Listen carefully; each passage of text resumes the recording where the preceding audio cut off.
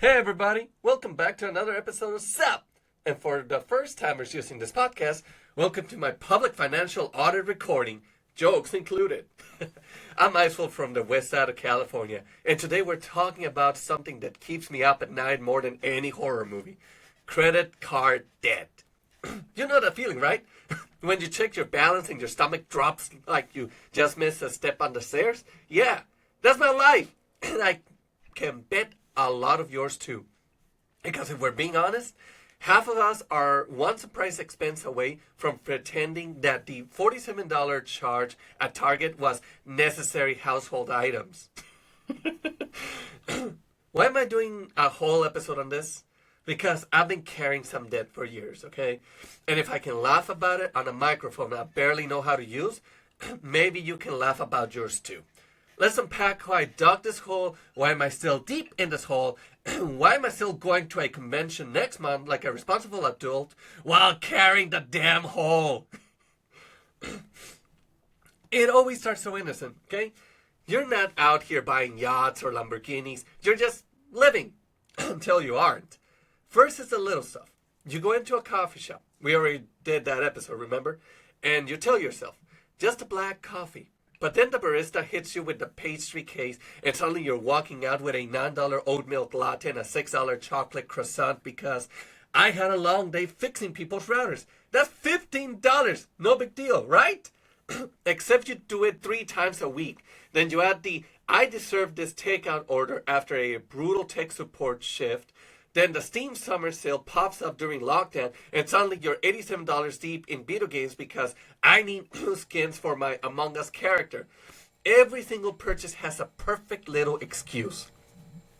It's only $29.99. That's basically free if you break it down per day. You never broke it down per day. You just swiped, got the dopamine hit, and told yourself you pay it off your next paycheck. Then comes the slow creep. 1 month you're at $800. Next month $1,400. Then $2,200. It feels manageable because you're making the minimum payment like a responsible adult. The credit card company even sends you a congratulatory email. Great job staying under your limit. Yeah, thanks for the participation trophy while you're quietly charging me 24% interest. San Diego makes it worse. You got beach days that turn into $80 lunches with friends because the view is priceless. Comic-Con, or convention of choice, rolls around and you're like, I need the badge, the hotel, maybe 1 or 2 prints. Suddenly your card is sponsoring your nerd lifestyle while your actual bank account is filing for emotional support. Then the birthdays, lethal. We talked about this already in a previous podcast. It's my day. I'm treating myself in the whole group. 1 year I paid for a big dinner on the card because it's my birthday month. Boy, it's your birthday. People pay for you, not you for them. I spend the next 6 months eating sad desk lunches while that balance laugh at me. And don't get me started on the family tech fixer trap. I'm the guy everyone calls when their printer won't work or their Zoom is possessed. But when it comes to money, I'm useless. My relatives will hit me with, well, Fee, can you fix anything electronic but you can't stop buying new electronics? Touché. The irony is thick. How about I charge for my services? Hey, Dad, support the cause. The real psychological ninja move is how normal it all feels. Every swipe gives you that tiny hit of treat yourself. Marketing teams have spent decades training us. You deserve this. You're worth it. Buy now. Feel better later. During lockdown, it was even easier. Stuck inside, stressed about the virus, essential workers delivering my emotional support packages straight to the door. I'd be deep in a League of Legends match and one click on new headset because my old one has lag. Lag? Or just my excuses getting louder?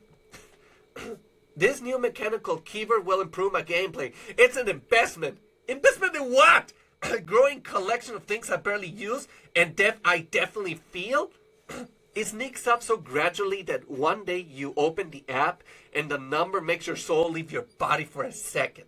But instead of cutting back, you transfer the balance to a new card with 0% intro APR, which magically expires right when you forget. And here's the part that makes me laugh cry the most. The psychology of buying with credit, okay, is just brutal. It's worse. Every swipe gives you that tiny dopamine hit. Your brain goes, nice, new controller for the PlayStation 5 I bought during lockdown. Meanwhile, the credit card company is rubbing its hands together like a cartoon villain. The epidemic made it so much worse to control that impulse. We talked about all those video game hours, Animal Crossing Islands, Among Us sessions, Warzone all-nighters. Guess what I was doing between matches? One-click buying skins, new headset, ergonomic chairs for my back. Essential spending, right? The delivery workers we praised were dropping off my emotional support packages while I sat there in sweatpants, racking up points I would never use. Now in 2026, I'm still paying for virtual cosmetics I used for 3 weeks in 2020. That's not a game anymore. That's a subscription to regret. I'm the family tech fixer, right? I can just reset your router in 30 seconds. But ask me to make a budget spreadsheet, suddenly I'm the guy who needs help. Folks, I'm tech support, not the accounting department. You want to unfreeze your computer screen? I'm your guy. Trying to give me your trouble? Call a plumber. Someone possessing your house? Call an exorcist. Credit card interest eating you up? Pray you win the lottery. Oh, and call an accountant. Duh. And here's the part that makes me laugh cry the most. Even with this debt staring at me like a disappointed parent, I'm still going to a convention next month. Yeah, I should probably pay down the card, but have you seen the guest list? The panels? The exclusive merch? This is culture, man. This is community. Bro, my credit card is basically sponsoring my nerd pilgrimage.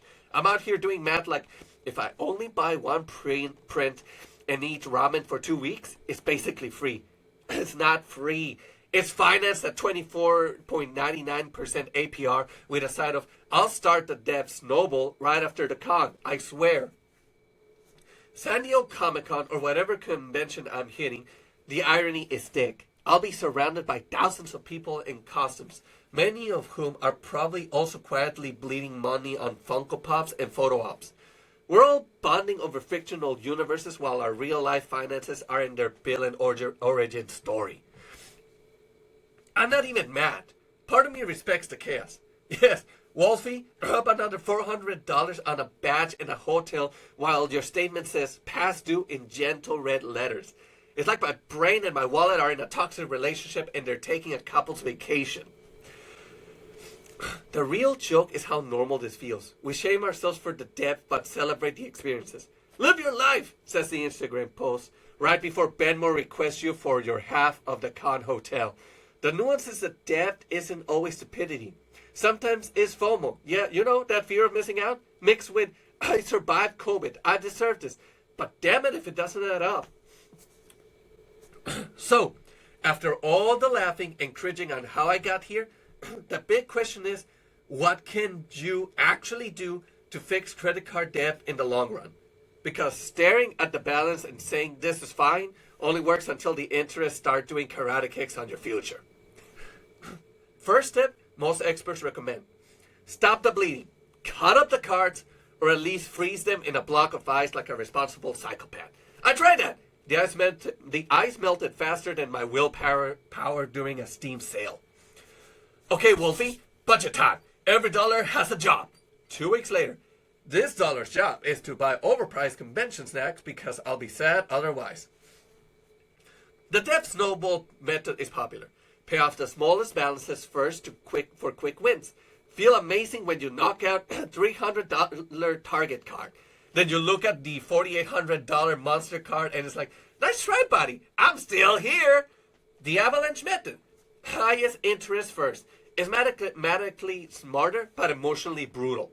It's like choosing to fight the final boss while you still have side quests unfinished. San Diego reality check. You can't just cut back when rent is ridiculous and every friend wants to do a beach brunch. My new strategy? The Sad Desk Launch Fund.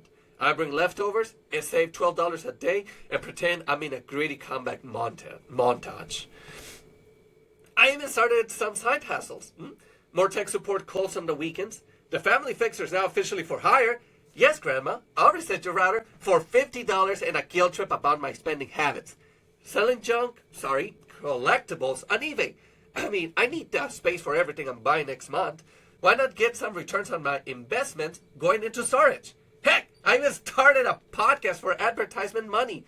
No, wait, that's wrong. This is for my mental health. But still, important when fighting the banks and their loans. Long-term mindset shift is the hardest part. You have to go from I deserve this to I deserve not to stress about money every month. That one hurts. It means saying no to random conventions, or at least budgeting for them like a normal human instead of treating a credit card like a magical money tree. This year, I'm going to the con, but I'm only buying one print and eating ramen beforehand. Growth! He still bought 3 prints and a $60 hoodie. Progress is slow, okay? I tried those debt payoffs app that gamify it.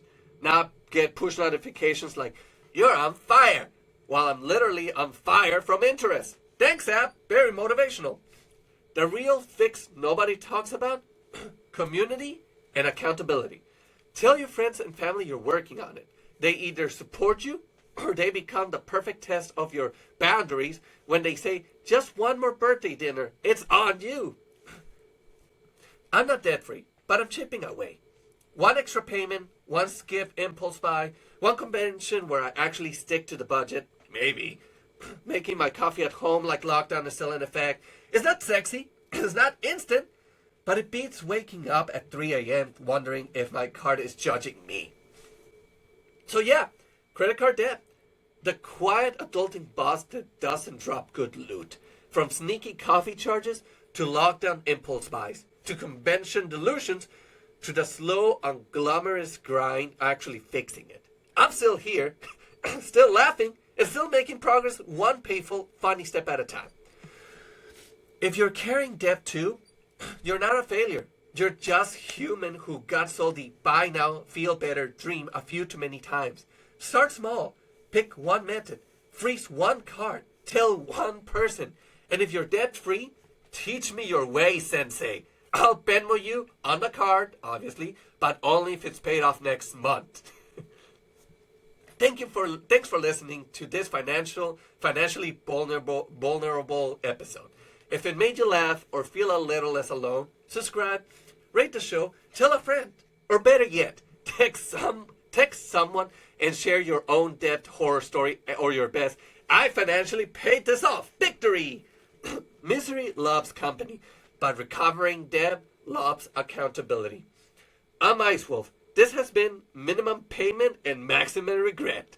I'm logging off to go stare at my statement again. Right after I check the cost schedule one more time and actually budget for it like a grown-up. Good night and good luck with whatever totally necessary purchase you're about to justify on your card. Peace.